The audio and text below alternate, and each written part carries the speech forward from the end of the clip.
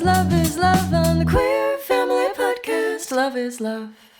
What up, y'all? Welcome to the Queer Family Podcast. My name is Jamie, and I'm your host. And you are listening, my friends, to the Queer Family Podcast Pride Extravaganza, which means for the entire month of June, which is Pride Month, we are pushing out double the episodes for your listening ears of queer family goodness. What does that mean? Instead of just one episode every Monday, you're going to get an episode every Monday and every Thursday, every week throughout the month of June. So enjoy. And the guests I am bringing to you, they're bomb. They're beautiful. They're beautiful. And if you're watching the video, because we have video episodes now available on our YouTube channel. If you are watching at the YouTube at Queer Family Podcast, go there, start watching. You will see that I have put up a pride flag behind me in my bedroom, which my wife doesn't know yet. She's going to come home and just probably honestly, just shake her head at me because I'm doing stuff like this all the time. Because you know what? It's Pride and we're showing up. We're showing up. We're showing out. Okay. All right. Let's get into today's guests, Brian and Alec Mazelin, aka Meet the Maslins on the social media channels. They, like many of my guests this month, all of my guests this month actually, are using their platforms to highlight and normalize queer love. And let me tell you, queer love looks really nice on their page. I'm not going to lie. They're gorgeous. But they're also really doing a great job of helping folks who in the world who might not feel free to live as their true, authentic selves. And what does that mean? What do I mean by that? So here's the thing. Alec is from Jamaica. Brian is actually from Florida. They live in Florida now. They met, and decided ultimately, okay, we're going to have our lives in Florida because you can't get married in Jamaica still, right? And then here's the kicker. They had lived very full lives before all this. I don't want to give too much away. Anyway, they decided to come out to their families. Hadn't come out yet. Decided to come out to their families with an engagement photo on social media. And that's what just turned it all into what it is now. They got a lot of positive response for what they did. And they get emails all the time now saying, thank you for living authentically. You're helping me. It's just, anyway, it's not important. What's important is you listen to their story. Where I'm going to roll the tape soon. But before we do that, I just want to talk a little bit about Pride Month. And I want to talk about, if you've listened to this show for a while, you know that I have been trying to figure out a way to get more Pride celebrations in my children's school. They're in elementary school in New York City, in Chelsea, actually, which is the gayborhood. I put that in quotations because really New York City is just gay everywhere. But you know what I mean? Chelsea. Ooh, go to Chelsea, go to the gay bars, whatever. And they do, this school does nothing for Pride. And my daughter has actually called my attention to it numerous times. And here we are again in June. And once again, nothing's being done for Pride. And so my wife and I finally, we wrote an email a couple of years ago and it was a lukewarm response. But we wrote another email this Pride. And this time the principal came back with, yes, we're going to do stuff.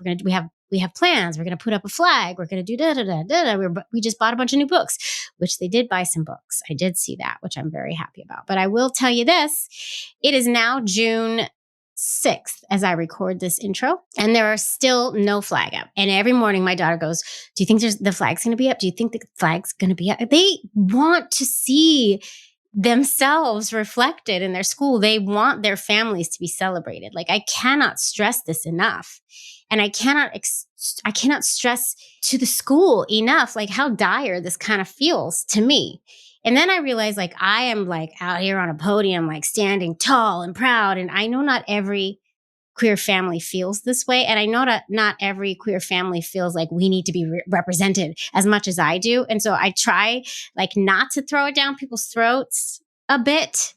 And I feel a lot of times people are okay, Jamie, we know. But at the same time, when is change going to happen and how are we going to make the change? So anyway, this has been floating around in my brain. And I have other queer mom friends in this school. There's queer dad too. There's one queer dad I know of. I know there's more, but I don't know them all. And they don't, I feel I'm beating a dead horse sometimes. I say it too much and they're oh my God, Jamie with the representation. Oh my God, our kids are, but I do feel it's really important. And I'm making tiny steps and tiny strides. And that's how it's going. I just want to also let you know before we roll the tape, if you like what you hear on this here show, please feel free to subscribe, rate, and review us everywhere you listen or watch. That really makes a difference in helping us get this out and normalize it for more and more folks out in the world. And feel free to join my Patreon.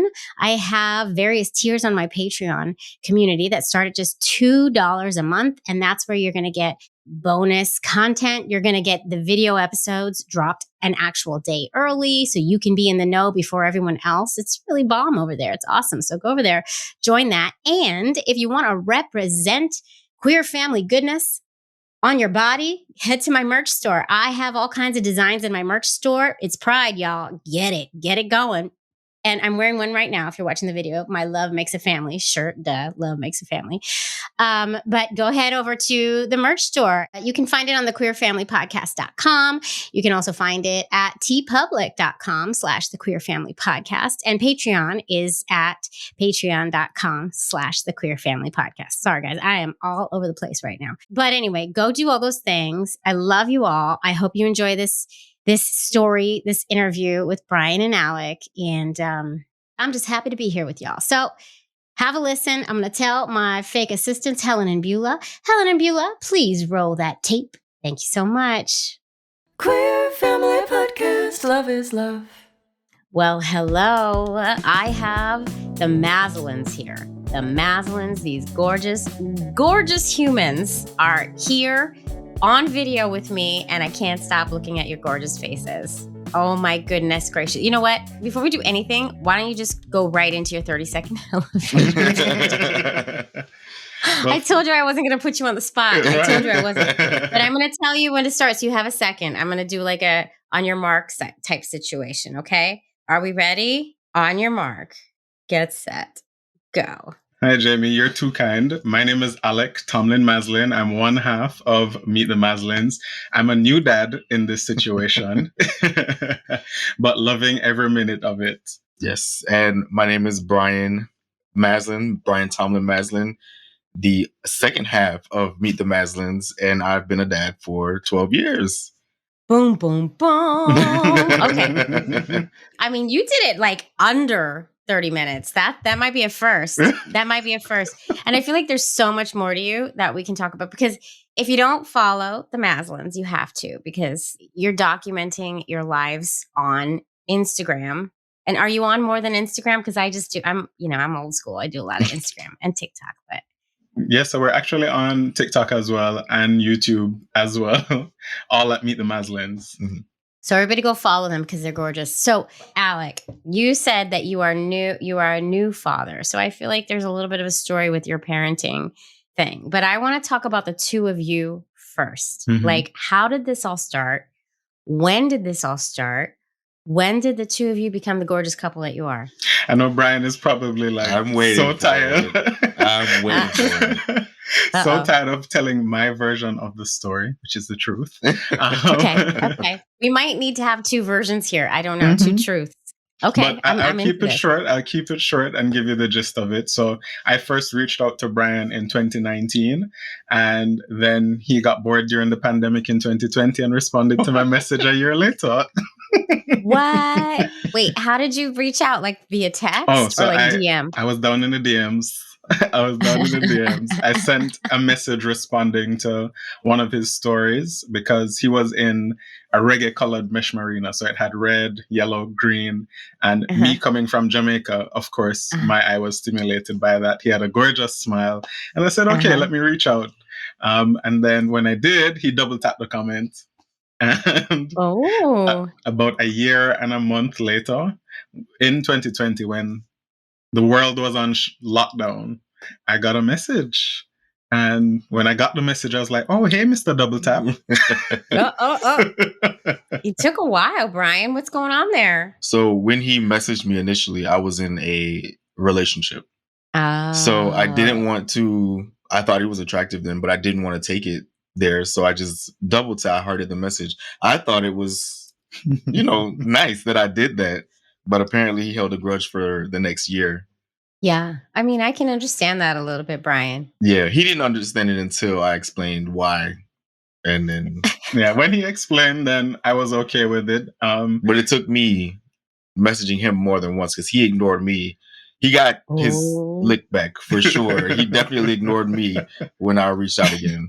It wasn't intentional on my side. It truly wasn't. It was a comment and I just didn't see it. Mhm. But once he messaged in the DMs, then of course I gave him the witty response and we literally spoke for maybe 8 hours that night. Mhm. We moved from Instagram to WhatsApp and then we ended up calling. We went to bed maybe at 6 a.m. and I had to get up within an hour to go to work. And he checked in on me like maybe 3 hours into the workday, and it's been like that every single day since. Wow. It was a done deal. It was done. Yep. I love that. You know what? That's very lesbian of you. Let's be real. Yeah, we moved real quick. Yeah, it sounds like. So this was in 2020, so it's the heart of the pandemic. So then, so how'd you move forward? What happened after that? Did you U-Haul it in the traditional sense? Well, we actually weren't able to meet physically until August of that year because Jamaica's borders were closed at the time. So he visited. Oh, you were in Jamaica? Yes, I was living in Jamaica at the time. Oh, yeah. Whoa. I know. We're giving you like different layers to this. Plot thickens, and it's the pandemic, so that's complicated. Yeah. So we spoke every day, video called every day, actually, several times a day, and then we finally met in August. And since August, he basically visited me at least once a month, every month. I would have visited him once in November, and then in December on Christmas Day, he popped the question. Wow. Yeah. And you said yes, obviously. I did. But I did. Was there a plan? Because you're in different, you're still living in separate places, right? So what was the plan? Did you talk about the plan? What was your? So we actually did talk about it a couple times before I proposed because I wanted to make sure that I wasn't wasting my time or I wasn't going to embarrass myself. So we spoke about what the future would look like if we got to the point to where we were serious. And once I realized that our plans were aligned, I made sure to put the ring on it. You put a ring on it. I did. Ring on it. And it worked out. And so what was the conversation surrounding where you're going to live, how that's going to go down? And because I know, okay, so Alec, you're in Jamaica, and where were you, Brian? Florida. Mm-hmm. Florida. Okay. The plot thickens. The plot thickens. Okay. So, all right. So what'd you do? I mean, well, Florida is still the lesser of two evils at this point because that's a good point. Because gay marriage in Jamaica is still illegal. Actually, we do have the buggery law in place, so naturally, Jamaica was not an option for us long term. Outside of that, knowing that Brian had a child as well in the mix, that's something that we also had to consider. So we quickly came to the realization that if this were to work long term, it would have to be a case where it is that I would leave what I know to move up here. Now I have to ask this, Alec, were you living out in Jamaica? Like, what's it like? Were you out in Jamaica? So I always, when somebody asks that question, I always tell them that there's two different versions of out. There's one version of out that is somewhat okay because you're not necessarily confirming every day that, yes, I'm gay. People can probably tell. Most people probably suspect it already. And on that level, it's fine. But the minute that you are out and proud or go on any kind of platform to say, okay, yes, I'm gay, then it becomes a problem. Oh, so it's like that thing, like, I don't care what you do, just as long as you don't throw it in my face. It's that whole argument. Huh. That's tough, though. Yeah. That's tough. It definitely was. But I mean, to be quite honest, I was very comfortable there, or at least so I thought. I think that since coming out, because I also came out publicly while still living in Jamaica, that whole experience, even leading up to now, I still am learning things about myself every day and getting more and more comfortable with myself. Yeah, I've realized through time that there is still growth. Even when it is that we feel like we're comfortable, there is still growth to be had every single day. Wow. Yeah, it's hard to know. It's hard to know what there is if you're not actually like living it, right? Or seeing it around you. Representation matters so much. And visibility matters so much. Very true. Wow. Yeah. At the end of the day, honestly, queer people in Jamaica are involved in every strain of society. Every strain. So there is absolutely no way to get rid of us. No, we're everywhere. People just need to start realizing that we are everywhere. And you're probably also a little bit gay. Everybody's a little bit gay. I think everybody's kind of gay. But anyway. Okay. So, all right. So you decide, all right, I'm going to move to Florida. And then what happens? Where do we go from there? And now we haven't even gotten into the story of your child at all. So, okay. Take us down the road. Take us through the story. Well, I mean, so it was an entire process. So after we would have gotten engaged in December. We started the process in January. Yeah, we started the process in January through the K1 visa. So I did have a visitor's visa, but for me to actually come here and live, I either would have had to do an adjustment of status or go the K1 route so that we could get married here and then do the adjustment of status. So we started the journey in January of 2021.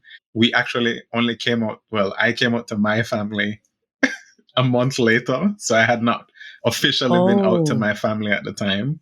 Oh my goodness, Alec. Oh my goodness. How'd that go? It actually went very well for me. At the end of the day, the person who I was most concerned about, and at the same time I wasn't concerned because I knew that she wouldn't react negatively, was my mother. And the day that I told her, she was like, okay, we were just waiting for you to tell us. And that's like what you want to hear, right? That's much so. Very much so. And then the next day, when I was about to tell other people, she was like, oh, by the way, I told everybody in the family group because I just wanted them to know that I'm still proud of you and I still love you. And I was like, okay, well, when you say it that way. Oh, Mom. Shout out to Mom. Shout out to Mom. Yes, Mom. And they have such a good relationship, which I couldn't be more thankful for. They have a very good relationship. That means everything. It really does. But going through this K1 process, because we did it by ourselves, we didn't go through an attorney. We would be reading online. It said it was only going to take 7 to 9 months. It actually took us 17 months. Oh yeah, it's a process, right? It is no joke. You did it on your own. Yeah, still doing it. I didn't know you could even do that on your own. With a lot of reading and a lot of anxiety. You could probably get law degrees after this. Well, we should be able to. I think so too. So you're still going through it? Yes. So we're currently going through the adjustment of status, but I'm been here for a year. What does adjustment of status mean? Oh, so it's for me to become a legal resident here. So even though we're married, that's not enough for you to actually stay, but you're allowed to stay when it is that you're going through the paperwork process, which we would have done a month after getting married. Yes. So the K1 visa allows me entry into the country to actually get married. You have 90 days to get married. So if you've ever seen 90 Day Fiance, that's where the term comes from, is the K1 visa. And after you get married, it was triggering for me to watch during our process. Yeah, no, you can't watch that. And those relationships are a little bit interesting. This is different. This is very different. This is very different. Very different.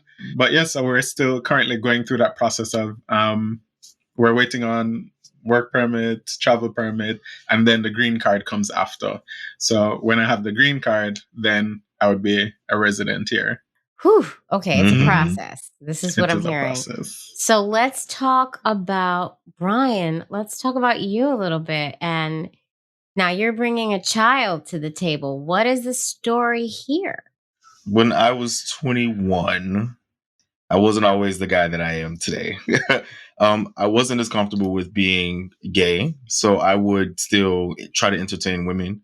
And one night I had too much tequila and yeah. So you were kind of living like a double, or you were not even like entertaining? I wasn't entertaining men at all at that point. Oh, wow. Oh, that's tough. So, I mean, I did have a few interactions with guys, but I mean, real talk, my family was very hard on the whole gay thing. So I kind of like put it behind me and started to just focus on women. But I was never really happy. And so you got yourself a baby mama. Yeah, I did. And then what happened? Well, we tried to make it work for at least a year. It just didn't happen. We went our separate ways when he was 5 months, and he came with me. So I've been raising him since 5 months. Oh, wow. Okay. Yeah. So he lives with Alec and I full time. I learned a lot about myself during that time. I'm still learning. Still learning, yes. So tell me more. Tell me, okay, so when did you come out? When did you realize that? So I realized that I was different when I was maybe 6. Mm. There was a particular song, a particular video, TLC Creep. Uh-huh. And there was a guy in a silk pajama set dancing with T-Bars. Uh-huh. And I remember. I was watching T-Bars. And I was watching the guy she was dancing with. Yeah. So that's when I realized something was a little different. I'm sorry, I have to interrupt you here because I remember how T-Bars' shirt was only buttoned like the 3 buttons. Yeah. I only had eyes for T-Bars. I don't even recall there being a man in that scene. It absolutely was a very attractive one. There you go. Okay, so that was when I realized, yes, clue number 1. And then growing up in school, you always see like in gym or in PE, if you play a sport, you see a guy and like, wow, why do I feel this way towards a guy and not a girl? So I just masked it. I just put it behind me for a long time. And then I think my senior year is when I finally tested the waters. Yeah. And it was fun. It was good. But like I said, I couldn't face the fact that I was gay. I fought it very hard. So I didn't really officially come out until we released our engagement photos. What? Which was about 6 months after him. What? So what? Okay. I mean, I lived my life open. Like I like my friends know I have gay friends. I have my own gay family. But in terms of my blood family, I didn't tell anyone. But my mom. My mom knew. Oh, your mom knew. And how was your mom with it? That wasn't a very good experience. It was actually the opposite of Alec's experience. Yeah, I'm sorry. Yeah, it wasn't good at all. But now we're in a very good space. She loves Alec. She asks about him every time we talk. So it's I think now I'm happy where we are. That's good. That's good. Yeah, when we actually got married is when I think things finally turned another page. So I was very happy for that, because even in the beginning of our relationship, me having such a close relationship to my mother, and his mother is literally his best friend. Like when he's coming home from work, he is on the phone with her, and I'm like, okay, can I get some time now? So to see him go through that hurt in the beginning stages of our relationship, a part of me felt like I was a part of that cause, and it really hurt me to see him hurt that way. I mean, to be honest, she almost didn't make it to the wedding. Yeah. Oh, wow. But I'm very happy that she came. And since the wedding, it has been a complete 180. She's so supportive, and they're best friends again, which is... It's important. My mother-in-law almost didn't come to ours as well. And then afterwards, she denied it after she said it, but she said this. She said, that was the most beautiful wedding I've ever been to. And she really came around. But then every time we brought it up again, she was like, I never said that. She's very clear. I never said that. I wouldn't say that. Okay. All right, Marge. But yeah. So the engagement photos went out, and that was your way of coming out? Yes. So there was a particular picture that I really liked, and it was us you actually have it. It was us on the plane. Where we're holding hands and looking opposite directions. And I put a caption on the picture that said, if you didn't know, now you do. Because we were holding hands. It was like an out and proud picture. And a family member of mine sent it around the entire family. So everybody saw it. Nobody saying anything to me about it. Oh, no. Okay. Yeah. So I'm hearing bits and pieces from my cousins that are my age. And they're telling me, things that is being said, and I was ready for it. And this part hurt the most, but I guess it got back to my mom, because she knew, but she didn't know that we had posted the pictures, and she said that she was a little embarrassed. So that broke me down to pieces. That really hurt because I mean, I feel that I do a lot. I'm a good person. I take care of my son. I'm successful in my own right. And that's the part that embarrassing. Like, it's just embarrassing for her to mention. So it hurt. And I think that was the first time Alec had ever seen me break down like that. It really is just a testament to how much visibility matters and how important it is that we see these positive examples of our love out in the world, so that folks who never see it or have these like crazy biases against our kind of love, I'm putting that in quotations, can kind of start to see that it's like a normal thing and actually can be a really beautiful thing. Because like you said, your mom came around. She did. Right? And the more that we're seeing out in the world, out in the wild, as you will, you know, the more people can learn to just accept it as like, oh, that's love. You know, it's nothing weird. It's nothing to be ashamed of. It's nothing scary, right? That's hard though. That's hard. Yeah. And then what happens? So your whole family finds out. Nobody says anything to me. Even after the wedding, which was a year, maybe 2 years later, a year later. It was a year later. I never heard anything. They'd met him. Nobody spoke. Maybe my aunt and a cousin sent me congratulations. Okay. And that was it. And that was after my mom probably went and spoke to them, because I think the wedding shifted, like Alex said, the wedding shifted something in my mom. And she may have gone back and spoke to them about it. And 2 out of whoever she spoke to decided to reach out to me. But nobody else has really acknowledged the wedding. Even to this day. To this day. I mean, obviously the cousins that would tell me everything, which they're my age. So of course they are understanding. And one of their moms was very supportive. Like my cousin's parents was very supportive. But everybody else in the family, nobody has ever acknowledged the wedding. Oh, that's hard. It's like one of those things that even when we're there at family gatherings, because most of his family is still in Florida, so we'll just be there, and it's kind of that elephant in the room that nobody addresses. Yeah. And I mean, for me, I get it though. It's not right. It's not right, but I get it. Yes. And at the end of the day, I'm one of those people. I'm still gonna go up and I'm gonna talk to them. So even if you're not talking to me, I'm like, "Hi, I'm Alec. What's your name?" Good for you. Good for you. It is. It's tough, and it's not. Like, you're not alone in this. Like, this happens all over, right? Like, this happens to us all the time. Oh my goodness! But you're in this beautiful relationship. You're married now. When did this social media happen? How did this come about?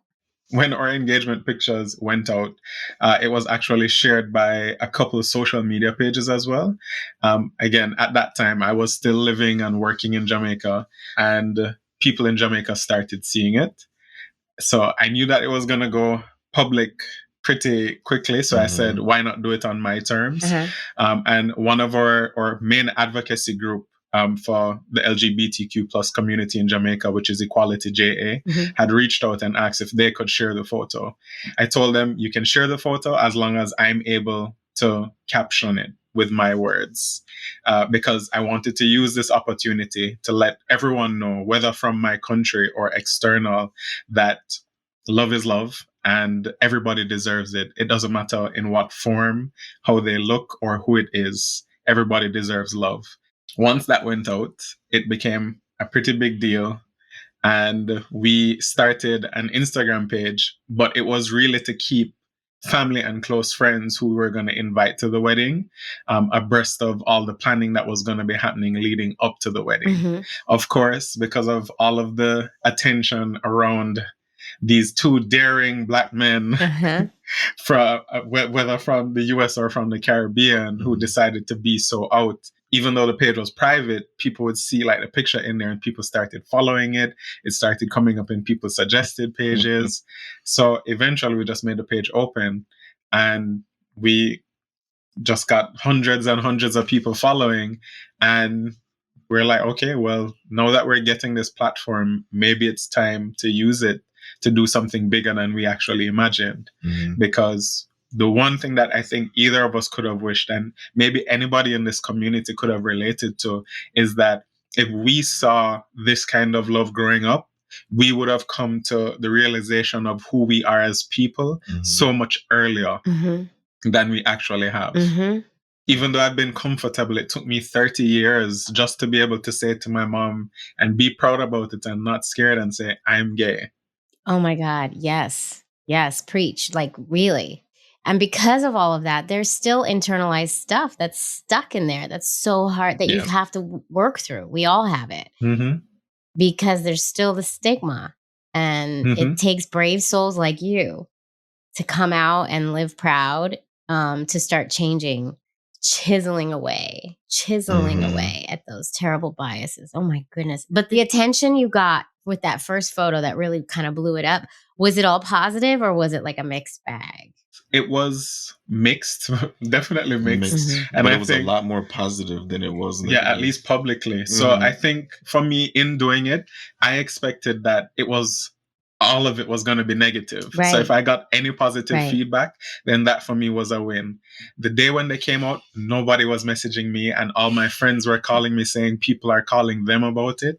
And so I made a post on my social media page to say something similar to his, but I said that I shared a piece of me today in the hope that it makes somebody else more comfortable to be who they are. And the minute I did that, I got 300 DMs to my personal Instagram, like within hours, 300 DMs to people from people that didn't follow me, straight people, gay people who were closeted, and said that, just being able to see somebody do that was so inspiring. And it was shared in other Caribbean countries as well, because it was shared in Trinidad, it was shared in Barbados. And so I literally had hundreds of people all over the Caribbean DMing me about how proud they were and how great it is to see somebody from the Caribbean stand up so proudly in their truth. I'm going to cry. I'm really going to cry right now. There was a need for it. There's a need. People need this. It saves lives. Let's be real. It saves lives. What you're doing. And I've had so many people share their story with me since then. And it wasn't necessarily a week later or a month later. I've had people a year later saying, when I saw you do that, it made me come out to my aunt or my mother or somebody else down the line in their circle. And hearing things like that, because at the end of the day, it still is... I'm still very fearful of certain things. And I think that that's very human. Yeah. Bravery doesn't mean that you're not scared. Truth. Yeah. 100%. So I still very much live with that. And, it's hard to also take the heteronormative things that we're accustomed to out of your mind completely. So that's why I say for me, growth is still a continuous process. But I'm sharing my journey to help somebody else who is in their darkness come to light too. Do you think that I don't think it's this. Do you think it's mainly a Caribbean thing? That it was so hard for you to come out and all these folks really needed it so bad? And I don't think it is, because then we talk to Brian and we talk about your experience as well and how difficult it was for you. Me personally, I don't think it's limited to the Caribbean. My dad is Jamaican, and my dad's side of my family embraced me when they found out that I was gay. My mother's side is American, and they're the ones who gave me the hard time. So it's not just limited to the Caribbean. And I feel like there's a lot of people in the Caribbean who are accepting. They just can't publicly say it because of ridicule. Right. Same in the States. Yeah. And I mean, I think that culturally, everywhere has their different ways of showing it.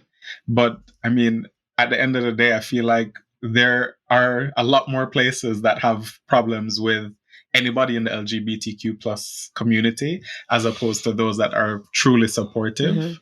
So, but I mean, at the end of the day, there is progress, and any kind of progress is good.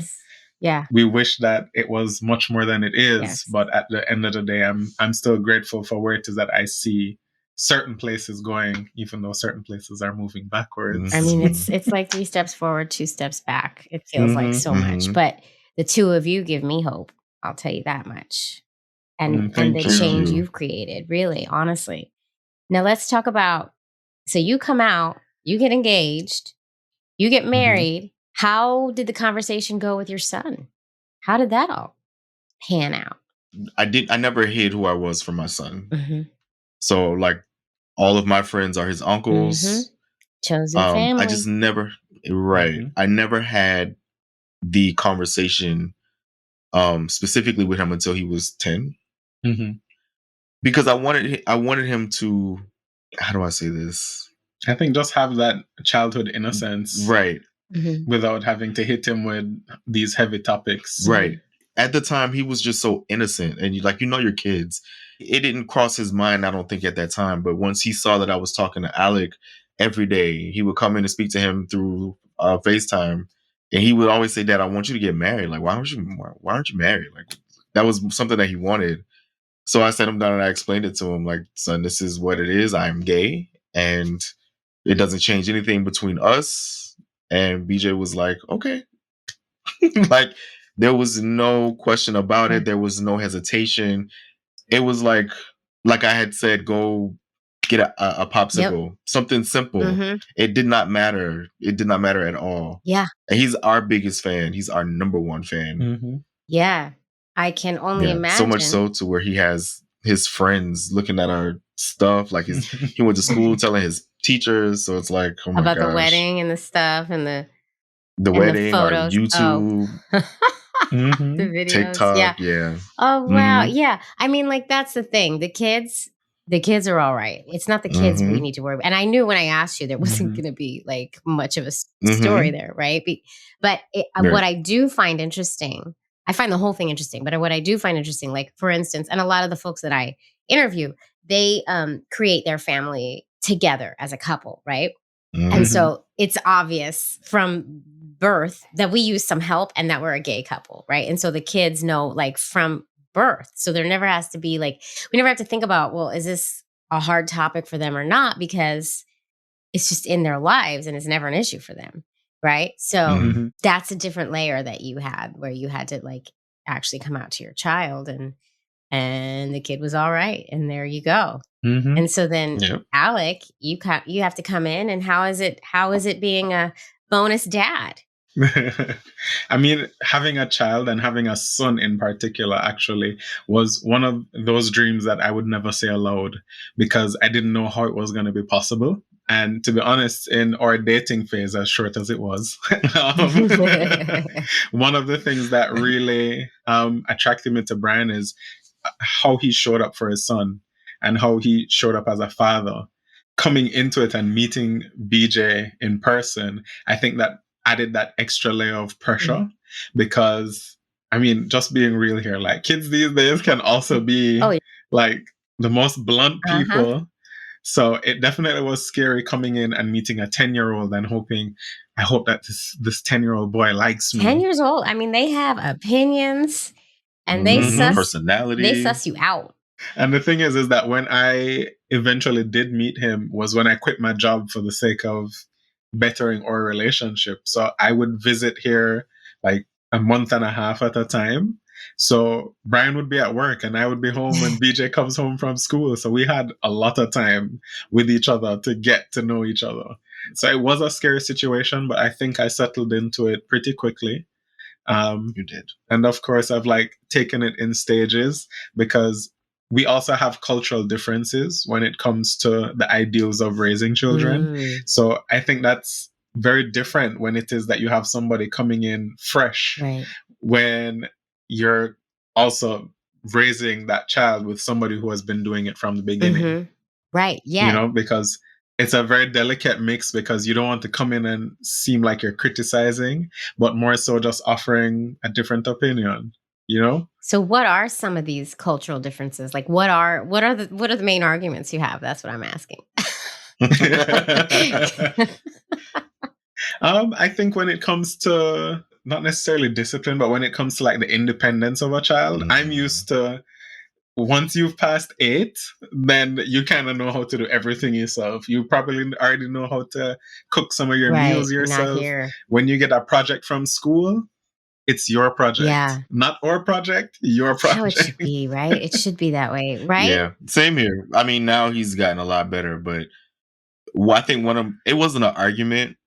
It was a disagreement, more like a BJ and I's feelings were hurt, and Alec was sitting there like, you know. And so, But it was with the projects. Like, I enjoy the creative part of BJ's projects, so I would do them. Like I would. He would sit next to me, and I would like cut it out. I'd tell him to place it, but I would glue it, BJ's put the like, glitter, Dad, you're doing everything. such a great job here. Yeah, You're so really, good that's at exactly what it this. was. trust me, that's all it took. That is all it took. But I didn't see anything wrong with it because he did the hard part. Like, he did the paper, he wrote everything out, he put everything in paragraphs and did all of that stuff. I just made it look pretty. There was one night Brian went to sleep early because he had work really early the next day. And I was in the living room, and BJ came out, saw the project on the carpet, and was like, where's Dad? And he's like, he's sleeping. He has work early tomorrow. He's like, does he know that this is due tomorrow? And I was like, oh, is it? Uh-oh. And he's like, yes. So are you going to finish it? And I was like, isn't this your project? And he's like, yes. And I was like, okay, I'm going to have a talk with Brian. So, needless to say, he finished his own project that day. Okay. That's co-parenting. It sounds like you two handled that well. And I do think there's something to say with the kids doing things on their own. Really, actually, you're right. You're right. I have to do a better job of that too, because I just do everything for my kids. It's so American, right? What's wrong with us? It just makes things so easy, right? I don't want to have to teach them how to do it. I mean, this is a technological age too, so I get that they're in a different time, but that's one part of it that I definitely don't want them to lose. So co-parenting seems like it's going well so far, which is amazing. Yeah, it has. I think that both of us have learned so much about each other. We've learned so much about ourselves. And I mean, for me, it has been great to come in and flex that muscle because I didn't know what I would look like as a parent, you know? But I think it's funny how we end up becoming like carbon copies of those who parented us as well. So both of us have realized that throughout this experience. Both of us are close to our mothers, and we are literally like our mothers in male form as parents. I love it. I love that. And I have to ask, because you are in Florida and there is so much going down in Florida, what is it like being gay dads in Florida right now? Are you worried? Are you scared? Yes. Yeah, I mean, that's just the blunt truth. I don't know what to expect day to day. Right. Because our governor is able to do whatever it is that he wants. He's writing bills left and right to eradicate our lives, to be honest. Like, he's getting rid of everything that is gay, Black. Right. He's just two strikes there, doing the most. 2 strikes. Well, exactly. like 3 for me because I'm an immigrant. Right, 3 strikes. So, yeah, and then like in the schools, don't say gay. You're 2 gay dads. Can your son not talk about his dads? Well, he does. But there was a situation in elementary. He's in middle now, but he wanted to do he did a family project, and he wanted to it was a cultural project. And he wanted a picture of us on the board. And they allowed him to do it because it hadn't gone into effect, but they let him know, they let us know that going forward, you can't say gay. He cannot be proud of his family, essentially, is what it is that they were telling us. Did they tell him that? They just told it to you. They told him. And then you, oh my God. How do you tell a 9, 10-year-old, 11-year-old that you can't be proud of your or say certain things? Parents. You can't be proud of your family. Yeah. What the actual, we're trying to put things on YouTube, so I'm trying not to swear, but what the actual fuck, honestly. Yeah. Oh my God. It's a hard reality because at the end of the day, it took so long for us to be comfortable with ourselves. And then he is so comfortable with us. So to feel like you're censored all over again. I'm coming from a country where I couldn't do that. And I thought, being over here, that things would be starkly different. But then you're realizing that it's one and the same almost. Oh my God. Yeah. I mean, it's terrible to hear, but it's also just like, it's good to hear these stories from you who are there and experiencing it, because we Mhm. hear about it and we're like, oh, I'm thinking in my head, surely people aren't like, the communities aren't like going with this. You know what I mean? But have to. Mm. They have no No, you'd be so, choice. yeah. A lot of these people have no choice. Like, there's teachers done their stories. I don't know if you guys have seen it on the news when that first came out, where families couldn't, like, the teachers could not have pictures Yeah. of their Uh-huh. spouses on the desk. Yeah. So it is affecting so many different people. Oh my So many God. different Where people. is this going to end? This is insane. I don't This know. is insane. I want to Well, move. Like, I wish it was easy to get up and yeah. leave, but I'm not comfortable in the city that or the state that I was born in. Well, you're welcome here. I'm in New York. Come on over. We'll be there very Yeah. soon. Make But you shouldn't Excellent. space. have to move. You shouldn't have to move. And this should be Mhm, infuriating everyone right now. Jeez. mhm. Okay. All right. I have two more questions for you, and then I'll leave you alone with all my questions. Is there talk of more kids at all by chance? So this has shifted between the two of us. Some days I want another one, and then some days I'm like, meh. No, not some days he's like, no, Absolutely not. no. You're halfway done already, Yeah, Brian, right? Like, it's like, I Yeah. I am. did it, right? But Mm. Yeah, a little baby, I don't know. I think that's my thing. I was young the first time I did it. I wasn't ready the first time that I did it. So I feel like I starved BJ of a lot of opportunity because I was a young Mm, dad. And I often sit back and wonder, like, what it would be like if I were to raise a child and I was financially ready to right, do so, right. And not or even yeah, emotionally ready to do yeah. so. You're You know, 21? You're a baby. I was 21. I was a baby, exactly. So I often sit back and think about that, but I don't know. I go back and forth. What about you, Alec? Do you want another kid? Hard no. I mean, for me, originally, as I said, like I always dreamt of having a son. But for those who believe in God, I always say that, whenever you have plans, God Right. laughs. Exactly. And he gives you what you ask for. So you have to be very Right. specific. So I You did got ask it. for a son, and I got You exactly did. that. It took me a little while to realize that I got exactly what it is that I asked for. And going through that process is not easy. No, no, it's not, especially for two people with sperm, I'll say. It's harder. It's either really expensive or could take a lot of time, and there's a lot of unknowns. It's true. Yeah. And I mean, it really wasn't as easy as I thought it would be. I'm happy that I'm able to show up the way that I do, but I realize that it is such a conscious effort being a parent. Every single day, you have to choose to get up and put your best foot forward. And even if you aren't, you have to play like you are. Look at you. Look, you were meant to be a parent. You're like dropping like parent wisdom bombs just, in your first year of parenting or 2 years. I mean, come on. You just spoke to me. You have to get up. You have to make the choice to get up and it's true. That's what I did this morning. I didn't want to get up. I didn't want to do it. You have to Mhm. make the choice. It's probably easier for me to say because I'm just only like a year and a half It's into the work. game. But yeah, it definitely is. And I told him, like, if he ever feels like he's robbed me of that experience, don't. Because I got exactly what it is that I asked for.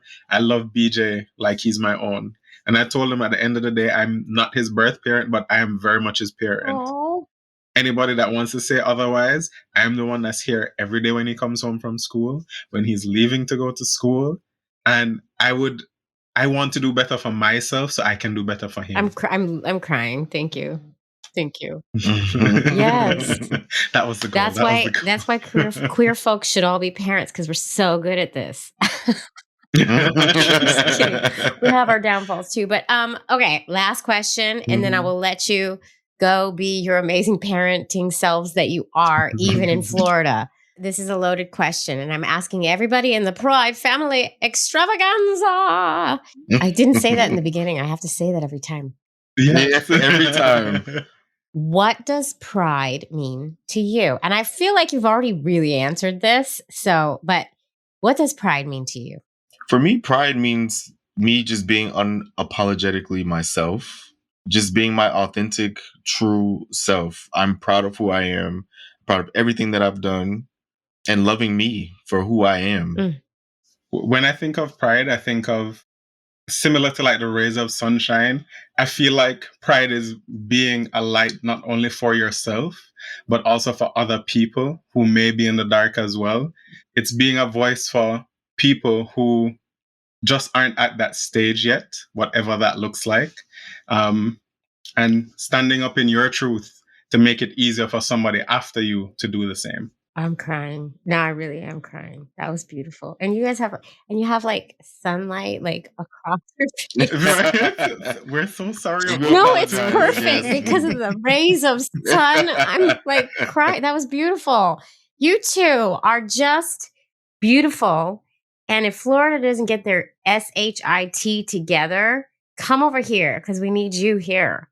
And we need you in this world and doing all the things you're doing. And I feel just so honored to have been able to talk to you and to include you in my circle of friends. I just love you. Thank you. No, thank you so much, Jamie. I don't think, I mean, if you didn't know, you having this platform and using it in the way that you are is an amazing thing. And it's something that should be applauded. So right back at you. Right back at you. I got my doing it right back at you. It's a little symphony. Oh my God. I love you. Mm-hmm. Thank you so much. Honestly, it's those kinds of messages that really push us to do whatever it is that we're doing. We have those times when we're like, this is hard, and why are we subjecting ourselves to all of this criticism for something that really should be between us? Mm-hmm. But when we hear those messages of positivity, we say, we need to do it. It's a reminder as to why we started doing it. Mm-hmm. Yeah. You're doing so much good for all of the communities. I mean, you being visible and proud, it means the world. Thank you. God, thank you. I love you guys. Queer Family Podcast. Well, folks, I really hope you enjoyed this episode of the Queer Family Podcast. And if you did, you got to do all the things. Don't forget to subscribe, rate, and review to this here little show wherever you listen or watch. Those things make a huge difference in getting this little show out to the rest of the world. And we really want to do that in the name of visibility, right? And inclusion. So let's do that.